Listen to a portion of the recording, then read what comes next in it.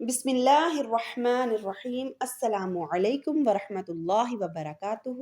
Recite Quran with سیدہ بطول۔ آج ہم حروف مستعالیہ کے بارے میں سیکھیں گے۔ حروف مستعالیہ کیا ہیں اور حروف مستعالیہ کتنے ہیں؟ اگر آپ چاہتے ہیں کہ قرآن پاک کی تلاوت درست طریقے سے تجوید کے ساتھ کرنا سیکھ جائیں تو آپ کو ان حروف کو اچھی طرح سے ادا کرنا سیکھنا ہوگا۔ استعلا کا معنی ہے بلند ہونا۔ جن حرفوں میں یہ صفت پائی جاتی ہے ان حرفوں کو حروف مستعالیہ کہتے ہیں۔ اس صفت کا مطلب یہ ہے کہ ان حرفوں کو ادا کرتے وقت زبان کی جڑ کو تالو کی طرف بلند کیا جاتا ہے، جس کی وجہ سے یہ حروف موٹے ہو جاتے ہیں، اور اسی وجہ سے ان حروفوں کو حروف مستعالیہ کہتے ہیں۔ موٹے پڑے جانے والے 7 حروف پر خواہ زبر ہو، زیر ہو یا پیش ہو، یہ ہر حال میں پر یعنی موٹے پڑے جاتے ہیں۔ ان حروف کو ہمیشہ منہ بھر کر پڑھتے ہیں۔ چلے آئیں ان 7 حروف کی مشق کرتے ہیں۔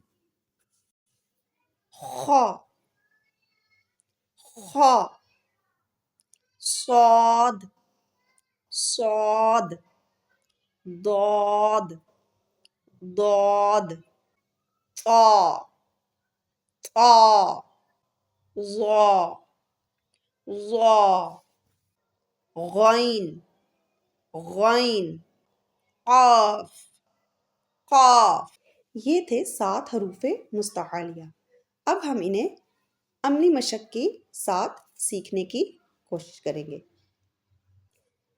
خا، خالدین، خالدین، صاد، صالحا، صالحا،